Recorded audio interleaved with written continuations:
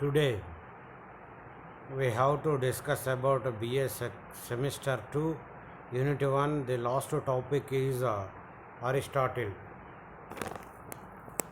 presented by Jan Vijay Kumar, lecturer in political science, Gau Degree College, Mahadevpur, Jaishankar, Bhupalpalli district. And now let us discuss Aristotle. Who is Aristotle? Where he was born? What is his writings? And what is his philosophy? And what are political concepts of Aristotle? What are the contemporary conditions influenced Aristotle's mindset? And who is he? ఎక్కడ పుట్టాడు, ఎక్కడ పెరిగాడు అని రాసిన రచనలు ఏంటి? తర్వాత పోతే అరే ఎందుకు ఫాదర్ ఆఫ్ పొలిటికల్ సైన్స్గా పిలువబడ్డాడు? Why he was called as a father of political science. అదేవిధంగా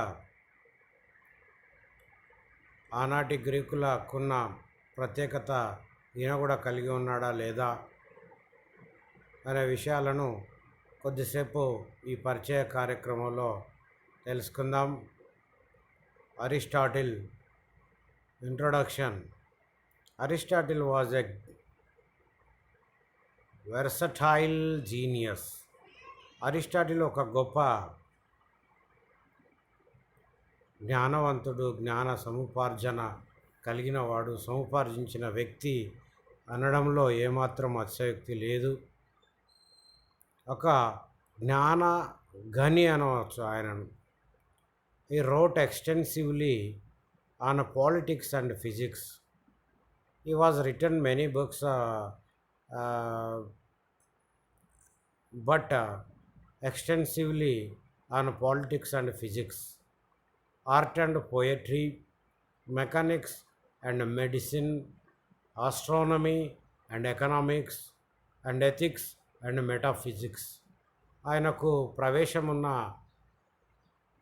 శాస్త్రాలు ఇవన్నీ కూడా రాజనీతి కానీ, భౌతిక శాస్త్రం కానీ, కళారంగం కానీ, తర్వాత కవిత్వం కానీ, యాంత్రిక శాస్త్రం కానీ, వైద్య శాస్త్రం కానీ, ఖగోళ శాస్త్రం కానీ, ఆర్థిక శాస్త్రం కానీ, నైతిక శాస్త్రం, నీతి శాస్త్రం కానీ, ఆది భౌతిక శాస్త్రం కానీ, వీటితో పాటు జంతు శాస్త్రం కానీ, వృక్ష శాస్త్రం కానీ, ఈ రకంగా అనేక రకాలైన శాస్త్రాలన్నింటిలో ఆయనకు ప్రవేశం కలదు. He knows everything. His knowledge was simply encyclopaedic. ఆయన జ్ఞానం అనేది ఒక నిఘంటువు వంటిదిగా చెప్పవచ్చు. విజ్ఞాన సర్వస్వం అని కూడా అంటారు. విజ్ఞాన సర్వస్వం, ఎన్సైక్లోపీడిక్ అని చెప్పవచ్చు. విజ్ఞాన సర్వస్వం అంటే ఆయనకు అనేక శాస్త్రాల్లో ప్రవేశం కలదు. Much knowledge he has. Each and every science he knows. The experiments conducted by him in botanical and zoological sciences remained as the basis of human knowledge for at least 1,000 years after his death. ఆయన యొక్క ప్రయోగాలు, నిర్వహించబడిన ప్రయోగాలు కానీ, తర్వాత వృక్షశాస్త్ర సంబంధమైన ప్రయోగాలు కానీ, జంతు శాస్త్రానికి సంబంధించిన ప్రయోగాలు కానీ remained as the basis of human knowledge. ఎలా ఉన్నాయంటే మానవ జ్ఞానానికి సంబంధించిందిగా చెప్పవచ్చు. ఆయన వాడినవి లేదా ఆయన అనుసరించిన పద్ధతులు, ప్రయోగాలు for at least 1,000 years after his death. ఆయన చనిపోయినప్పటికీ, చనిపోయి 1000 సంవత్సరాల కాలం వరకు కూడా అవన్నీ కూడా ప్రయోగాలు కొనసాగుతున్నాయి అనేది గమనించవచ్చు. It is no exaggeration to say that there is no science in the modern world that does not use his a vocabulary. ఆయన ఏ శాస్త్రం కూడా ఆయన భాషను వినియోగించడంలో కానీ, ఆధునిక ప్రపంచం does not use his vocabulary. ప్రతి పదం కూడా ఉపయోగించకుండా ఉండలేని పరిస్థితులు వచ్చాయి. అంటే ఆ విధంగా సకల శాస్త్రాల యందు ప్రవేశం కలిగిన వ్యక్తిగా మనం అరిస్టాటిల్ని చూడవచ్చు. He wrote about 400 books while Socrates questioned things in order to arrive at the truth. He wrote about 400 books. ఎంత జ్ఞాన సముపార్జన కలిగిన వాడో, లేదా విజ్ఞాన సర్వస్వం అని ఎందుకు ఆయనను పిలుస్తూ ఉన్నామో అని అంటే దాదాపు 400 పుస్తకాల వరకు ఆయన రాయగలిగాడు. While Socrates questioned things in order to arrive at the truth. Socrates ఏమో questioned things in order to arrive at the truth.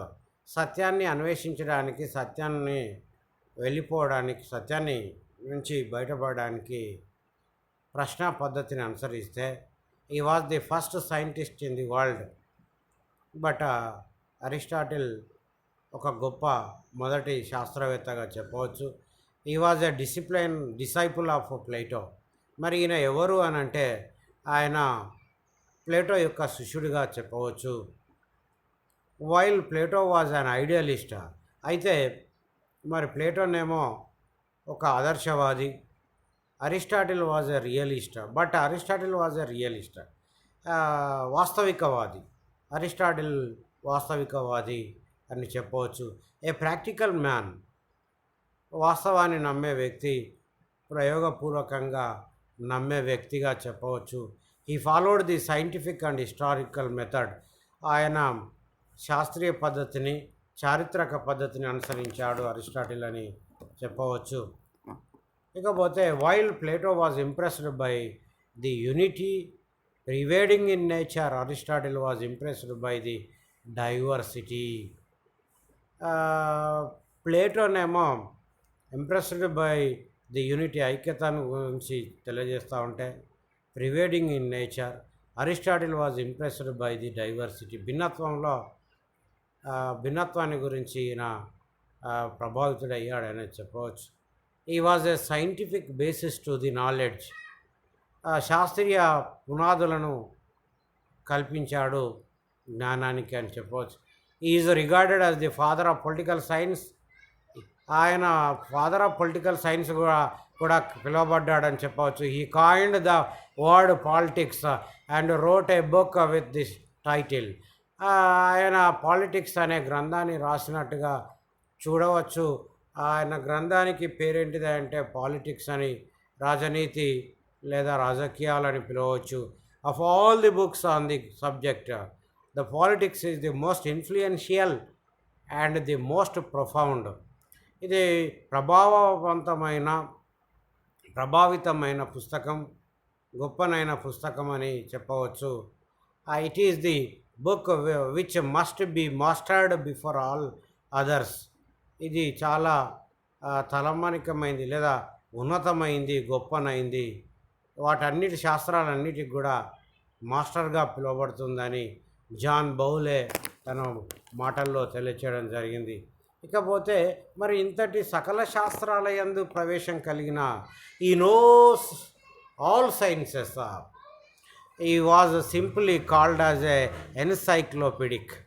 మరి అంత విజ్ఞాన సర్వస్వంగా పిలువబడ్డ వ్యక్తి, గొప్ప శాస్త్రవేత్తగా లేదా మొదటి శాస్త్రవేత్తగా పిలువబడ్డ వ్యక్తి, ఆయన జీవితం ఏంటి, ఆయన ఎక్కడ పుట్టాడు, ఎక్కడ చనిపోయాడు, ఎక్కడ పెరిగాడు అనే విషయాలను గురించి కొద్దిసేపు చర్చిద్దాం. Now let us discuss about his life sketch, where he was born, when he was born, what are the conditions influenced life history of Aristotle. Let us discuss today. Aristotle 83 before Christ, 384 to 322 BC అని చెప్పవచ్చు. ఇకపోతే was born at Stagira in Greece. His father was a physician. గ్రీకు నగర రాజ్యంలోని స్టగీరా అనే ప్రాంతంలో, నగర రాజ్యాల్లోని స్టగీరా అనే సముద్ర తీర ప్రాంతంలో ఈయన పుట్టినట్టుగా మనం చూడవచ్చు. His father was a physician. ఈయన ఈయన కాలం ఏంటంటే ఈయన జీవించిన కాలం 384 నుంచి 322. అంటే కాంటెంపరరీ ఇండియా. అరే Aristotle and Kautilya was the contemporary. Okay. His father was a physician. ఆయన ఒక వైద్యుడిగా పిలువబడుతూ ఉన్నాడు. Aristotle developed lot of interest in medicine right from childhood. చిన్నప్పటి నుంచి కూడా ఆసక్తిని కనపరిచాడు. తర్వాత వైద్యంలో తన ప్రవేశాన్ని కొనసాగించాడు. Lot of interest in medicine right from his childhood. ఎందుకనంటే తన తండ్రి నుండి సంక్రమించిందని చెప్పవచ్చు వైద్య వృత్తి. He joined Plato's Academy at the age of 17 and studied there for 2 decades. దాదాపు డికేడ్స్ 20 + 17 37 సంవత్సరాల కాలం పాటు, అంటే 20 సంవత్సరాల కాలం పాటు, అంటే 37 సంవత్సరాల వయసు వచ్చే వరకు కూడా ఆయన ప్లేటో స్థాపించిన అకాడమీలో తన అధ్యయనాన్ని కొనసాగించినట్టుగా చూడవచ్చు. And he left Athens after the death of his teacher. ఆయన యొక్క గురువు అయిన ప్లేటో మరణించిన తర్వాత అది ఏథెన్స్ నగరాన్ని వదిలిపెట్టడం జరిగింది. It said that he felt disappointed for notable to succeed. ఆయన దాదాపుగా హెడ్ ఆఫ్ ది అకాడమీ అనుకున్నాడు ఆయన తర్వాత, కానీ కాలేకపోయేసరికి ఆయన నిరాశ చెందాడు అని గమనించవచ్చు. చెందినప్పటికీ నోటబుల్ టు సక్సీడ్ అని చెప్పవచ్చు. Plato as the head of the academy he settled in Assos. There he came into contact Hermes, a tyrant. ఆ కాలంలో అసస్లో సెటిల్ అయిన తర్వాత, అసస్లో సెట్ అయిన తర్వాత there he came into contact Hermes, a tyrant. ఓ నియంతతోటి సంబంధాన్ని కొనసాగించినట్టుగా చూడవచ్చు. ఈ మ్యారీడ్ హెర్మియాస్. అలానే ఆమె కూడా ఈయనను పెళ్లి చేసుకోవడం జరిగిందని చెప్పవచ్చు. Niece and studied mining other problems there. Hermias ఒక నియంత అయినప్పటికీ ఆయన మేనకోడలను అరిస్టాటిల్ పెళ్లి చేసుకున్నట్టుగా మనం చూడవచ్చు. After 2 years he became the tutor of young Prince Alexander and taught him for 6 years. After 2 years, 2 సంవత్సరాల తర్వాత, పెళ్ళైన 2 సంవత్సరాల తర్వాత he became the tutor of young Prince Alexander. యువరాజు అయిన అలెగ్జాండర్కు ఒక ట్యూషన్ మాస్టర్గా పోవడం జరిగింది. And thought him for 6 years. ఆయా విషయాల పట్ల 6 సంవత్సరాలు విద్యను బోధించినట్టుగా చూడవచ్చు. అందువల్లనే అలెగ్జాండర్ యొక్క గురువు ఎవరై అంటే అరిస్టాటిల్ అని పిలవడం జరుగుతూ ఉంటుంది. ప్రపంచాన్ని జయించిన వ్యక్తిగా అలెగ్జాండర్ను పిలుస్తూ ఉంటారు చరిత్రలో, కాంటెంపరీ క్రీస్తుపూర్వ కాలంలో. Then he started his school Lyceum. అటు తర్వాత ఎప్పుడైతే ఆయన యుద్ధాలు ప్రారంభించి యుద్ధ యాత్రలో కొనసాగించడానికి వెళ్తున్న క్రమంలో then he started his Lyceum. అకాడమీలో హెడ్ అవుతారు అనుకున్నాడు, కానీ కాలేకపోవడం ద్వారా లైసియం అనే విద్యా సంస్థను స్థాపించడం జరిగింది. He made a comparative study of 158 constitutions and lay down some general principles. అక్కడ తులనాత్మకంగా అధ్యయనం చేశాడు. He made a comparative study of 158 constitutions and lay down some general principles. ఆనాడున్న సమకాలీన వ్యవస్థలో అమల్లో ఉన్న 158 రాజ్యాంగాలను పరిశీలన చేసిన, తులనాత్మక అధ్యయనం చేసిన, పోల్చి రాజకీయాలను చేసిన అరిస్టాటిల్ సమ్ జనరల్ ప్రిన్సిపల్స్ను లే డౌన్ సమ్ జనరల్ ప్రిన్సిపల్స్, ఆయన కొన్ని సూత్రాలను ప్రతిపాదించినట్టుగా చూడవచ్చు, సూచించాడు అని చెప్పవచ్చు. During the period Greece came under the rule of Macedonia. ఆ సమయంలోనే మాసిడోనియా పాలన కిందికి పోవడం జరిగింది, గ్రీకు నగర రాజ్యాలు. Alexander left behind him Antipater to govern Greece. Alexander ఆ, తర్వాత యాంటిపేటర్ గ్రీస్ను పాలించడం జరిగింది. Aristotle and Antipater became good friends. ఈ క్రమంలో యాంటిపేటర్ అరిస్టాటిల్ మంచి స్నేహితులుగా పిలువబడ్డారు. Because of this Alexander became unpopular with his countrymen. దానివల్లనే అలెగ్జాండర్ పేరు గడించలేకపోయాడు తన కంట్రీ మెన్గా అని చెప్పవచ్చు. Soon after the death of Alexander, అటు తర్వాత అలెగ్జాండర్ మరణించిన తర్వాత Athens declared war against Antipater. Athens ఏం చేసిందంటే అలెగ్జాండర్కు చనిపోయిన తర్వాత యాంటిపేటర్కు వ్యతిరేకంగా యుద్ధాన్ని ప్రకటించడం జరిగింది. So Aristotle fled to Chalcis and died there at the age of 63 years. అటు తర్వాత ఏమైంది అంటే అరిస్టాటిల్ ఫ్లెడ్ టు చాల్సిస్, ఆయన దగ్గరికి పోయిన తర్వాత అక్కడనే చనిపోవడం జరిగిందని చెప్పవచ్చు. 63 సంవత్సరాల కాలంలో 384 BC, 322 to 384. Okay, Alexander was a great conqueror. Alexander గొప్ప జయాభిలాషి అని చెప్పవచ్చు. While the people Alexander conquered the world, the teacher Aristotle conquered the world of knowledge. ఏ విధంగానైతే తన శిష్యుడు ప్రపంచాన్ని జయించాడో అలానే Aristotle conquered the world of knowledge, ప్రపంచాన్ని జయించిన జ్ఞానవంతుడు అని చెప్పవచ్చు. ఈ రోట్ ఎక్స్టెన్సివ్లీ ఆన్ పాలిటిక్స్. గొప్పగా రాసిన పుస్తకం ఏంటంటే రాజనీతి అని చెప్పవచ్చు. Aristotle's life can be divided into 3 parts. ఆ క్రమంలో చూసినట్లయితే అరిస్టాటిల్ యొక్క జీవితం 3 భాగాలుగా విభజించబడిందని చెప్పవచ్చు.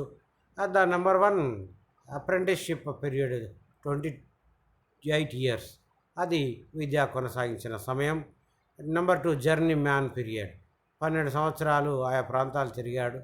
And the third one is period of master 13 years, ఒక గురువుగా కొనసాగిన సందర్భం.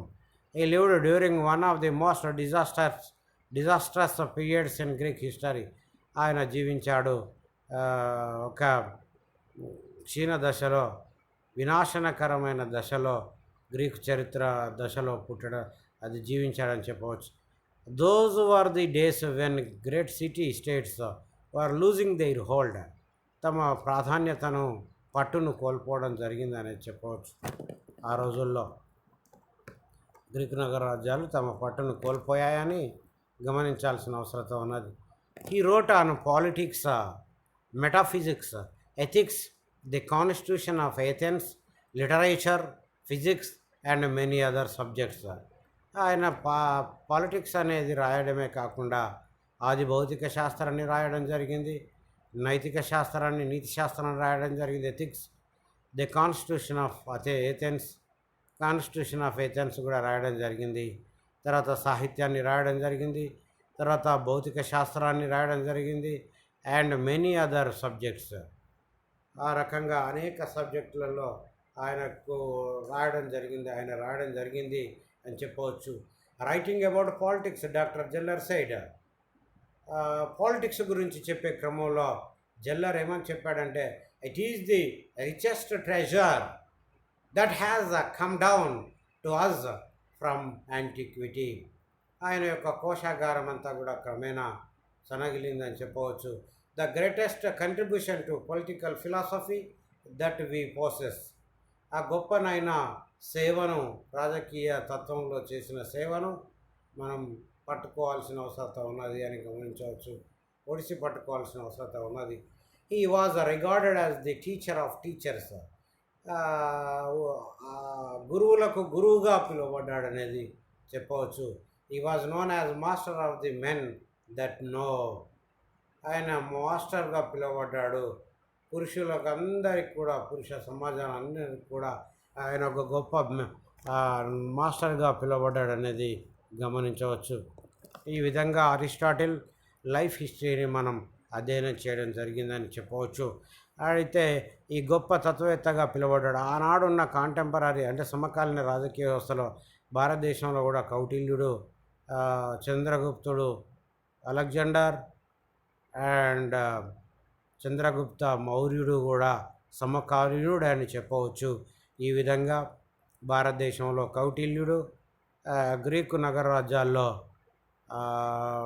అరిస్టాటిల్ గొప్ప తత్వవేత్తలుగా పిలువబడ్డారు కాంటెంపరీలో. కానీ అరిస్టాటిలే ఎందుకు ఫాదర్ ఆఫ్ పొలిటికల్ సైన్స్గా పిలువబడ్డాడంటే శాస్త్రీయ పద్ధతిలో ఆయన రాసిన పుస్తకాలన్నీ కూడా ఉన్నాయి. ప్రత్యేకంగా పాలిటిక్స్ అనే పుస్తకం అది అది ఉద్గ్రంథంగా చెప్పవచ్చు. It is the greatest book from Greek side. దాంట్లో లౌకిక తత్వం ఉండడం కానీ అనేక విషయాలు దాంట్లో చర్చించడం కానీ జరిగింది. ఆ విధంగా Aristotle was called as a father of political science అని చెప్పాలి. ఎందుకనంటే ఆనాటి సమకాలీన రాజకీయ వ్యవస్థలో ఎవరు కూడా ఇంత గొప్పగా సకల శాస్త్రాలలో ప్రవేశం లేదని చెప్పవచ్చు. ఒకవైపు వైద్యశాస్త్రంలో, ఒకవైపు జంతు శాస్త్రంలో, మరొక వైపు అర్థశాస్త్రంలో. అందుకే ఆర్థిక శాస్త్రాన్ని he was called as a గృహశాస్త్రం అన్నాడు. గృహానికి సంబంధించిన విషయాలను తెలియజేసేది కాబట్టి గృహశాస్త్రం అన్నాడు. అంటే ఆర్థిక విషయాలన్నిటి కుటుంబంలో చర్చించబడుతూ ఉంటాయి. బట్టలు కొనుక్కోవాలన్నా డబ్బు అవసరం, మానవునికి అవసరమైన తిండి తినాలన్నా డబ్బు అవసరం, అంటే ద్రవ్యం అనేది అవసరం. ఆ రకంగా అరిస్టాటిల్ కాలంలో అంతటి ప్రాధాన్యతను సంతరించుకున్నది అనేది చెప్పవచ్చు. ఇకపోతే మరి ఈ గొప్ప తత్వవేత్తగా పిలువబడిన అరిస్టాటిల్ ఆయనకు మచ్ నాలెడ్జ్, ఎక్కువ నాలెడ్జ్ కలిగి ఉన్నాడు. సమకాలీన రాజకీయ వ్యవస్థలో ఏ తత్వవేత్తకు లేనంత గుర్తింపు ఆయనకు రావడానికి కారణం ఏంటంటే ఈ was analysed in his book politics. Particularly man is social Animal as well as political Animal. మానవుడు సామాజిక జీవి, అదేవిధంగా రాజకీయ జీవి అని చెప్పడం అది నేటికి కూడా అక్షర సత్యంగా భావించాల్సిన అవసరత ఉన్నది. We cannot remove it. ఆ కామెంట్ను మనం రిమూవ్ చేయడానికి వీలేదని గమనించవచ్చు. ఈ రకంగా గొప్ప తత్వవేత్త, వాటితో పాటు రాజ్యం ఎందుకు ఆవిర్భవించింది, తర్వాత పోతే విప్లవాలు ఎందుకు వస్తాయి అనే విషయాలన్నీ కూడా తన పుస్తకంలో పాలిటిక్స్లో క్లియర్గా చర్చించినట్టుగా చూడవచ్చు. అందువల్లనే he was called as a father of political science. Thank you.